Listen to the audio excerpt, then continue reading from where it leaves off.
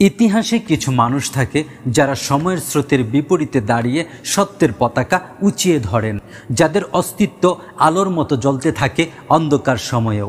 হিজরি দ্বিতীয় সহস্রাব্দের শুরুতে এমনই একজন আলোকবর্তিতা আগমন করেছিলেন ভারতবর্ষে, যখন মুঘল দরবারে শরিয়াকে পিছনে ফেলে বাতিল মতবাদকে প্রতিষ্ঠিত করতেছিল। সম্রাট নিজেকে নবী সমমর্যাদায় দাঁড় করাতে চেয়েছিল। ঠিক সেই সময় সাহসিকতার সঙ্গে সত্যের উচ্চারণ করে ইমামে রব্বানি আহমদ সিরহিন্দ মুজাদ্দেদে আল ফেসানি রহমতুল্লাহি আলাইহি। তিনি জন্মগ্রহণ করেন 1564 সালে ভারতের পাঞ্জাব সিরহিন্দ শহরে।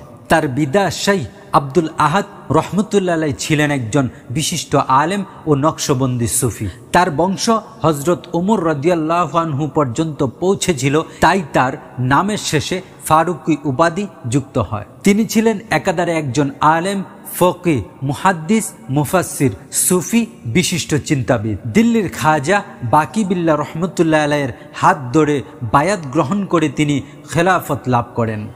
তাসাউফকে তিনি এমনভাবে ব্যাখ্যা করেন যাতে তা শরিয়ার বাহিরে না যায়। তিনি মুসলমানদেরকে ভ্রান্ত মতবাদ থেকে রক্ষা করতে চেয়েছিলেন। মুঘল সম্রাট আকবর একটি নতুন ধর্মের প্রবর্তন করেন, যেই ধর্মটার নাম দিয়েছিলেন দ্বীনে ইলাহি। এতে কোরআন, সুন্নাহ, ইসলামী শরিয়ার কোনো স্থান ছিল না। নামাজ, রোজা, হজ, জাকাত এগুলোকে অপ্রয়োজনীয় বলে মনে করা হতো। সম্রাট নিজেকে ইমামে আদিল বা আল্লাহ তাআলার প্রতিনিধি ঘোষণা করে। জুমার খুতবাতে নিজের নাম ঘোষণা করাকে বাধ্যতা করেন। ধর্মীয় পরিচয় মুছে দিয়ে সবগুলোকে একত্রিত মিলিয়ে দেওয়ার এই অপচেষ্টার কঠোর প্রতিবাদ করেন মুজাদ্দেদে আল ফেসানি রহমতুল্লাহি আলাইহি। তিনি বলেন, আল্লাহ রাসূলের নবুয়ত সমাপ্তি, আর যেই ব্যক্তি নিজেকে শরিয়ার উপরে স্থান দেয় সে কুফরি ঘোষণা করে। তিনি তার লেখায় একাধিকবার আকবরের ভ্রান্ত বিশ্বাস এবং ধর্মীয় বিকৃতির বিরোধিতা করেন। অনেক দরবারি আলেম এবং সাধকদের লক্ষ্য করে বলেন তারা বাতিল পথের অনুসারী। এক জায়গায় তিনি বলেন, যে আলেম রাজার খুশির জন্য শরিয়াকে বিক্রি করে দেয় তারা প্রকৃতপক্ষে আলেম না। তিনি শুধু আকবরের ভ্রান্ত মতবাদের বিরোধিতাই করেন নাই, বরঞ্চ রাষ্ট্রীয়ভাবে তার বন্ধের ভূমিকা ছিল সবচাইতে শক্তিশালী। তিনি বলেন, যদি শাসক রাষ্ট্রীয়ভাবে কুফরি মতবাদ প্রতিষ্ঠিত করতে চায় তাহলে তার বিরোধিতা করা ফরজ হয়ে দাঁড়ায়। তিনি দরবারি চাটুকারদের মতবাদকে হারিয়ে দেন ফিকহ, তাওহীদ আর বিবেকের আলোয়। তিনি আলেমদেরকে শিখিয়ে দেন কিভাবে শাসকের গোলামি না করে একমাত্র আল্লাহ রব্বুল আলমিনের ইবাদত করতে হয়। আকবরের মৃত্যুর পর জাহাঙ্গীর ক্ষমতায় বসেন।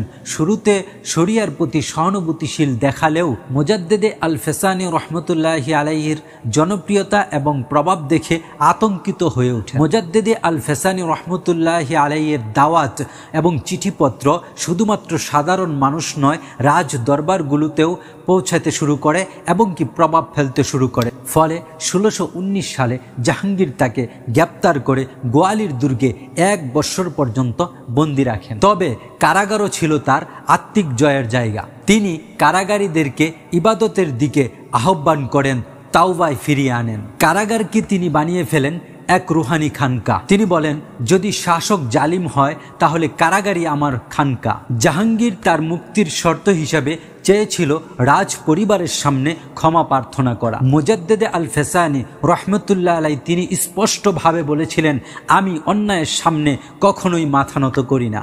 আমার ললাট শুধু আল্লাহর দরবারেই নত হয়, রাজার সামনে নয়। তিনি দেখিয়ে দেন সত্য, চিন্তা আর তাওহীদের ব্যাখ্যা দিয়ে সাম্রাজ্যের বাতিল মতবাদের বিট কাঁপিয়ে দেওয়া যায়। তার সংগ্রাম যুগে যুগে মুসলমানদের জন্য দাওয়াত, জিহাদ এবং সাহসের অনুপ্রেরণা। এই জন্য তাকে বলা হয় সত্যের মুজাহিদ, যুগের প্রতিবাদী কণ্ঠ। শাহ ওলিউল্লাহ মুহাদ্দিস দেহলভী রহমতুল্লাহ আলাইহি বলেন, যদি মুজাদ্দেদে আল ফেসানি রহমতুল্লাহ আলাইহি না আসতেন তবে হিন্দুস্তানে ইসলামের চিহ্নও থাকতো না। আশরাফ আলী থানভী রহমতুল্লাহ আলাইহি বলেন, তিনি এমন একজন মুজাদ্দিদ যিনি শরিয়া এবং তাসাউফকে একত্রে গেঁথেছে। তার সবচাইতে বড় অবদান হলো শরিয়া এবং তাসাউফকে একত্রিত করে তাওহীদের ভিত্তিতে সমাজ গঠন করা। আলেমদের মুক্ত চিন্তার পথ দেখানো এবং বাতিল মতবাদের বিরুদ্ধে স্পষ্ট অবস্থান। যদি কেউ হকের উপর অটল থাকে তাহলে একজন আলেমই সমাজকে বদলে দিতে পারে। তাই মুজাদ্দেদে আল ফেসানি রহমতুল্লাহি আলাই যুগে যুগে হকের পথযাত্রীদের জন্য এক অমর অনুপ্রেরণা হয়ে আছেন।